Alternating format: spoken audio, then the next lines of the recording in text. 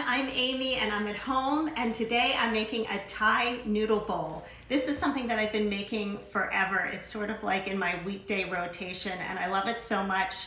I can't wait to show you how I do it. So Katie, come on over here and I'll get going on my base. I'm going to start by adding some olive oil into my pot, and this is about 2 tablespoons.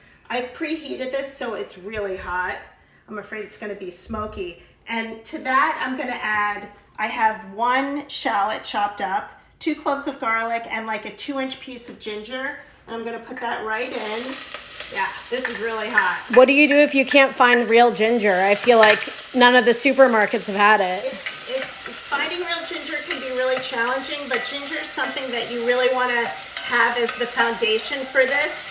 So you can, I actually had some trouble finding ginger a couple weeks ago, and I bought, it was like a tube of ginger.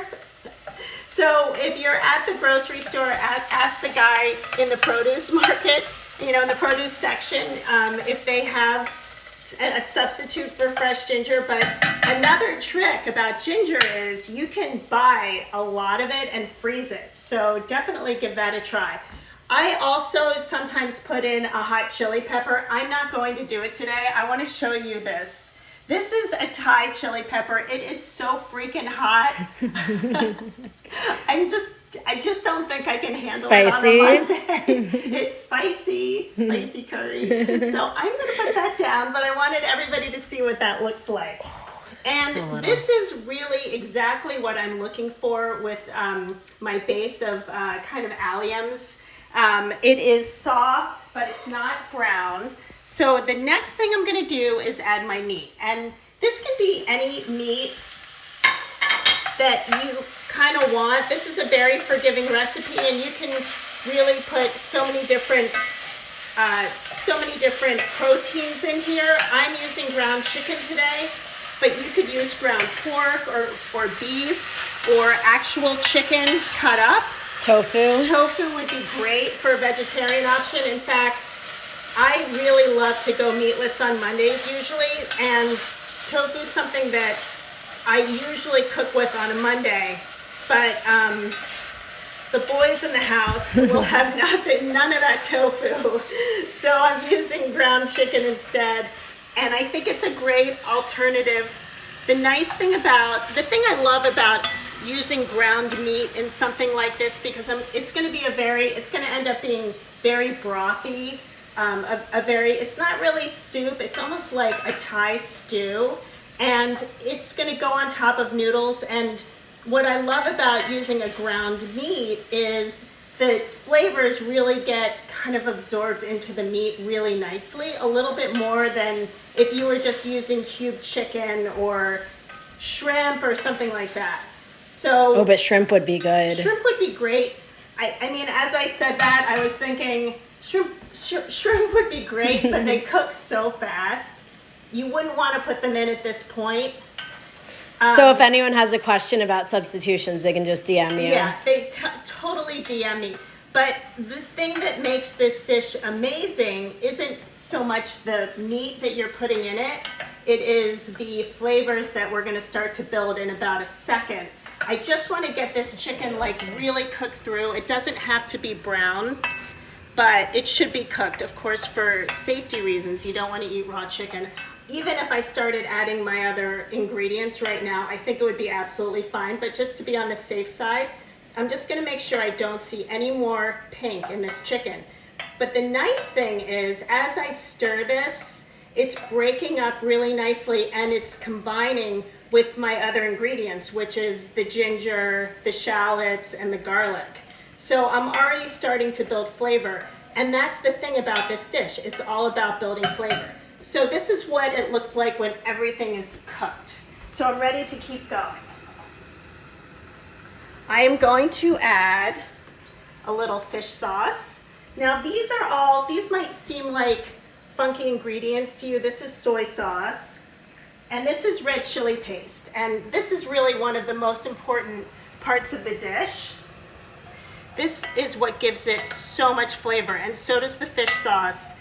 These are staples that should be in your pantry. It's easy to find them in any supermarket, and they last forever. And they're really great flavor builders for a lot of Asian dishes. So I have that going, and I am going to add some chicken stock, just a cup, another pantry staple, and I'm also going to add some coconut. And this is full fat coconut. This is so good. Coconut milk. You can see this is really where so much flavor is going to come into this dish. And you put the whole can in. It's definitely, oops, sorry Katie, did I get you? Only a little. But you're a good sport. I owe you. It's okay. I owe you anyway. So this is the dish right here, and as this is heating, I want to bring this up to a simmer. And as this is heating, I'm going to zest and juice my lime. So much great flavor comes out of lime in this dish, and I think adding the zest makes it absolutely beautiful.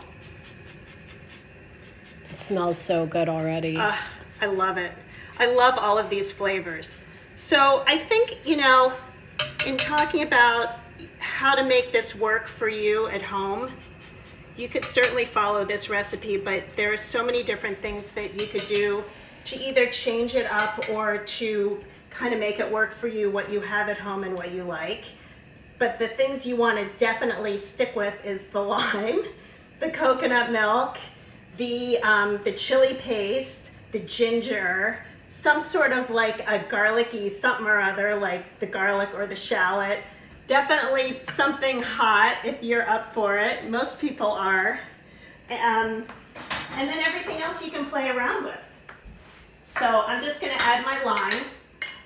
You know, limes are kind of funny, limes and lemons actually, because you never really know how much juice you're going to get. I actually thought this lime would give me nothing because it's really kind of hard and I couldn't feel any juice when I squeezed it. But this is a lot of lime juice, so pretty happy about that. And of course, you know, you could add more or less lime juice if you want. All right, so this is pretty much the dish. I want it to come to a simmer. Oh my gosh, yum. I know. This is how you'll pay me back. By giving you an extra bowl of this. Yeah. And once this comes to a simmer, and it's definitely happening, I'm gonna put in a little spinach. I love spinach. I would say spinach is my favorite vegetable.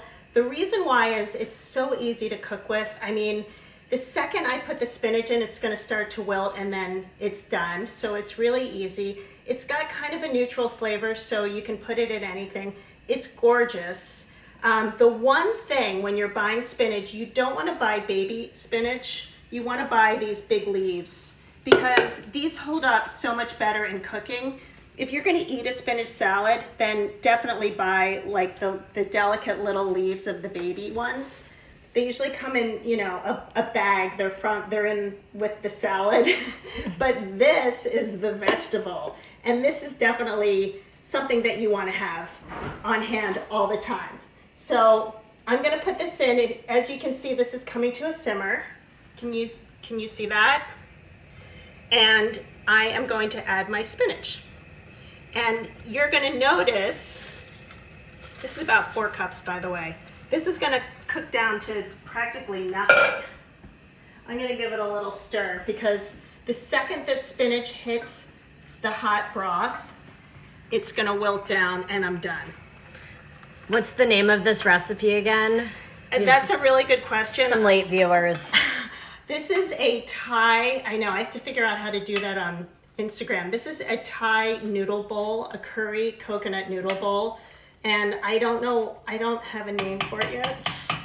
I make it all the time and I don't have a name. I have to figure it out. We're taking suggestions if So anyone DM wants to me name if you it. have an idea. I could either go in the direction of Thai, or I could kind of play up the chicken, or I could... The noodles. We could talk about the noodles. Which we're getting to. I don't really know, but it's really delicious. So I'm going to serve mine over noodles right now. I prepared some rice noodles about an hour ago. Rice noodles, if you follow the package direction. And I bought these at my Asian market, by the way. You can find them in almost any grocery store.